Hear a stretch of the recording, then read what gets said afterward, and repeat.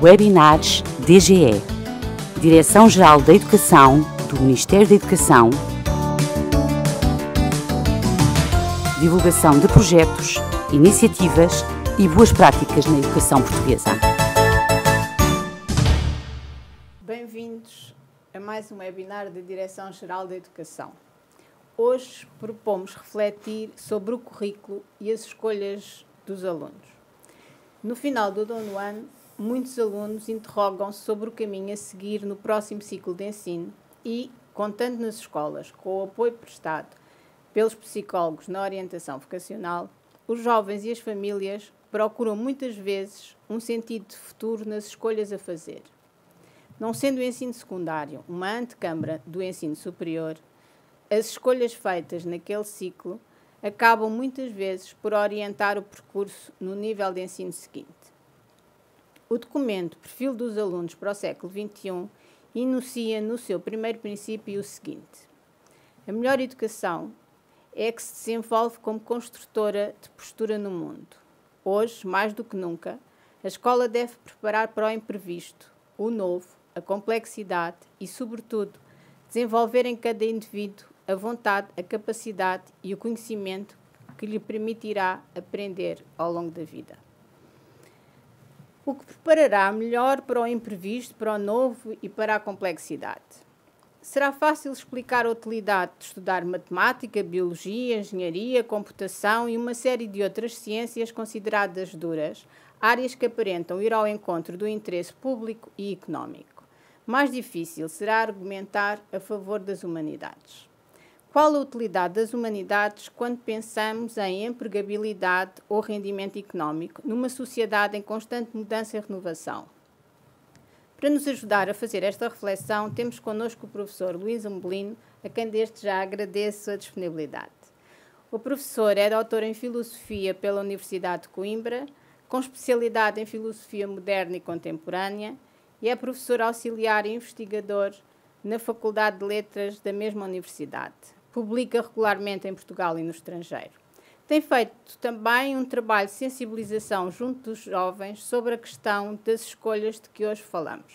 Professor, as humanidades, isto é, ciências como a filosofia, a história, as línguas, a literatura, parecem ser cada vez mais uma segunda escolha para a maioria dos estudantes, indo ao encontro de um certo discurso que passa na sociedade. Pergunto-lhe, hoje faz sentido estudar humanidades? Para que servem as humanidades? Bom, antes de mais, muito obrigado pelo convite. É um privilégio estar aqui e podermos discutir estes assuntos um pouco. De facto, essa é uma questão que me tem ocupado durante algum tempo, ou há já algum tempo, e a resposta que ela exige é, de facto, antes de mais, uma resposta de resistência contra uma narrativa que ocupa, de facto, o nosso espaço público e que nos tende a convencer de que há uma relação direta entre uma formação técnica monolítica e um grau elevado de empregabilidade. Eu creio que esta narrativa é, de algum modo, questionável. Porque, de facto, num contexto onde o ambiente e os contextos de trabalho, de mercado de trabalho, mudam tão rapidamente, nada nos garante que, à partida, seja possível prever o que o mercado de trabalho vai exigir a curto prazo. Há, portanto, que pensar, provavelmente, qual o papel que podem desempenhar as humanidades na preparação para um modelo diferente de trabalhador, ou seja, um modelo de um profissional, que, menos preparado especificamente para uma área que se crê, neste momento, ser importante, se prepara a longo prazo para as próprias mudanças do mercado de trabalho e, portanto, se consegue adaptar mais rapidamente a elas. E eu creio que as humanidades, como modelo de formação, estão particularmente habilitadas a dar aos nossos jovens, aos jovens estudantes, instrumentos para essa rápida adaptabilidade, para essa rápida mutação do mercado de trabalho. Em que sentido? Como é que eu demonstraria este facto? Porventura, mostrando aquilo que é o ensino das humanidades e respondendo à pergunta para que é que ele serve. sendo impossível esgotar o assunto, eu proporia, apenas para conversarmos um pouco e nos entendermos num espaço comum de reflexão, eu proporia ou resumiria aquilo que pode ser o papel das humanidades no mundo contemporâneo em 3 grandes eixos. Aquilo a que eu chamaria simbolicamente o eixo do livro, aquilo a que eu chamaria o eixo do conflito de interpretações e aquilo que eu chamaria o eixo da tradição e crise. Muito rapidamente, o que é que estes eixos dizem na minha perspectiva? Primeiro, o eixo do livro. O eixo do livro funciona aqui como símbolo de uma dupla ideia. Primeiro, a ideia de uma formação para a paciência e para a dificuldade dos problemas, dos argumentos, do encadeamento de razões que o livro representa enquanto tal.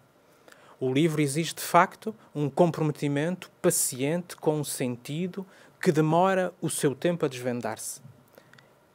As humanidades treinariam para essa dificuldade.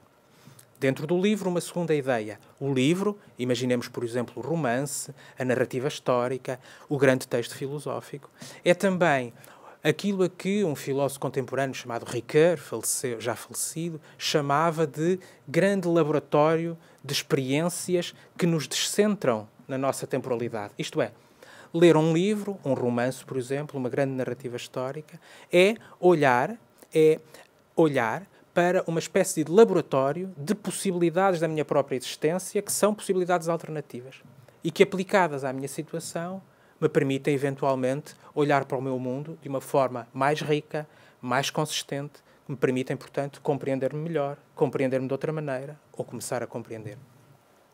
O segundo eixo é o do conflito de interpretações. O que é que este significa, na minha perspectiva?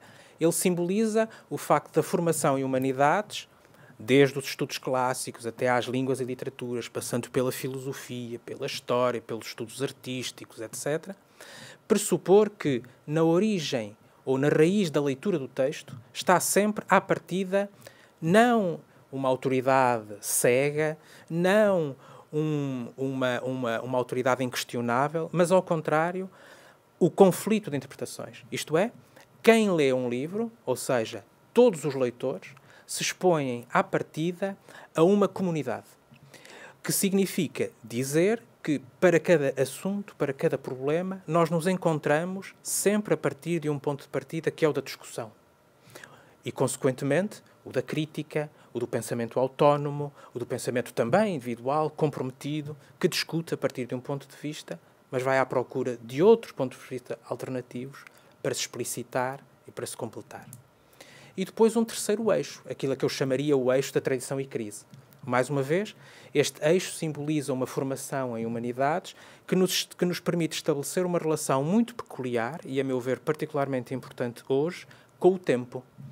E essa ligação é simbolizada por esta relação entre tradição e crise justamente no sentido em que uma tradição sem crise permanece morta e uma crise sem tradição corre o risco de permanecer cega. Ora, o que as humanidades nos mostram é justamente que o nosso tempo presente, está aberto a possibilidades férteis do passado que podem ser reativadas e reapropriadas, ao mesmo tempo que o nosso tempo presente, com as suas crises, revoluções, alterações, precisa da informação e do contexto histórico-filosófico, dos textos clássicos, da literatura, para se compreender numa abertura ao horizonte de possibilidades que nós queremos que sejam, obviamente, as melhores.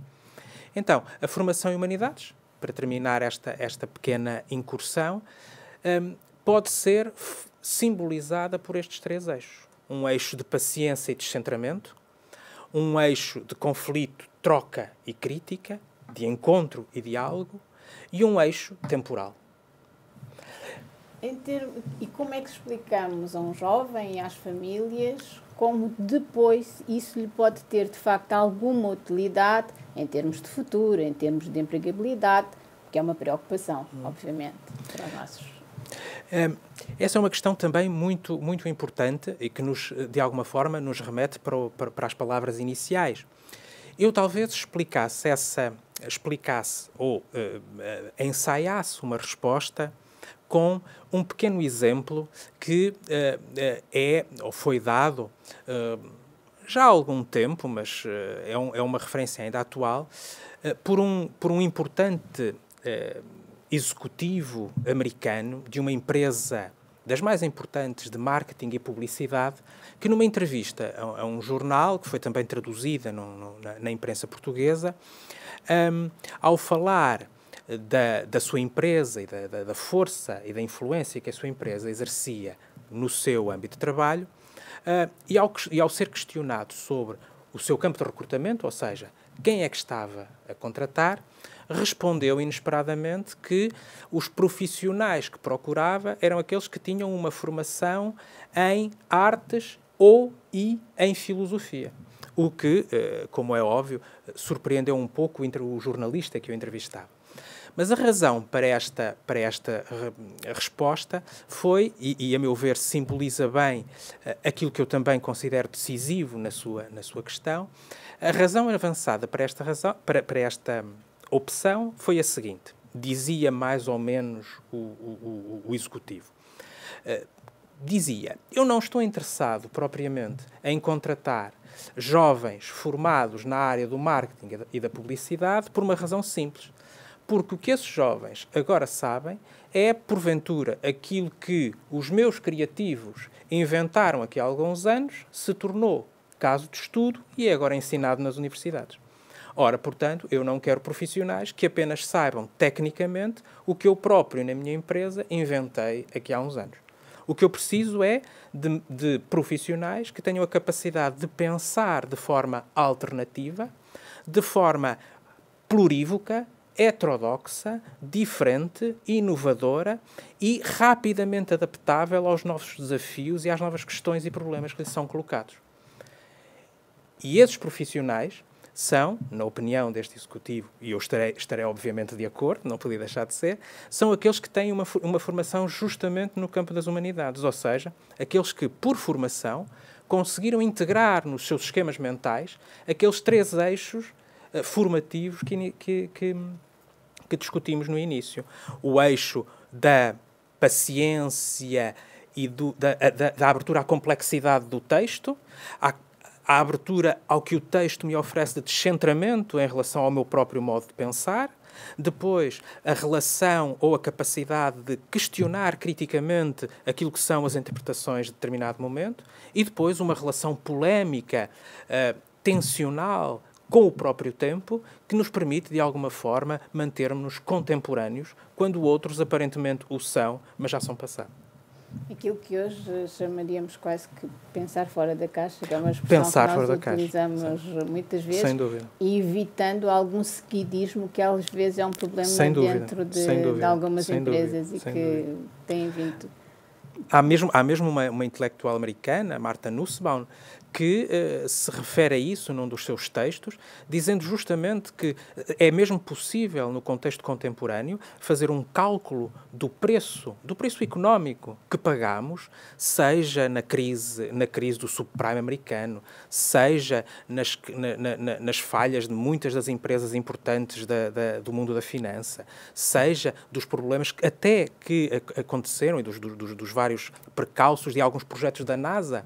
E ela refere justamente esta ideia de que esse preço foi pago justamente porque, em muitos casos, o que aconteceu foi, pura e simplesmente, que a maior parte dos profissionais ligados ao tempo da decisão tinham uma formação monolítica, seguidista, incapazes, portanto, de um conflito de interpretações, incapazes de olhar para o tempo longamente a partir da tradição e projetando no futuro, incapazes, portanto, de se descentrarem a partir dos textos para poderem ver o mundo de uma forma alternativa.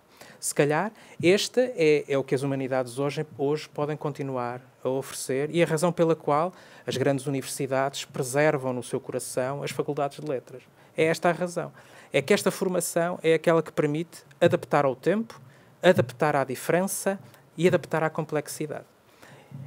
E num mundo de dificuldades, nada melhor para nos ajudar a decidir do que estes 3 eixos. Muito obrigado, professor. Eu é que agradeço. Eu agradeço imenso ter vindo partilhar connosco o seu pensamento, espero que possa ser útil para promover nas escolas uma reflexão sobre estas questões. Para qualquer questão sobre este webinar, encontram disponível o endereço eletrónico que está a passar em rodapé.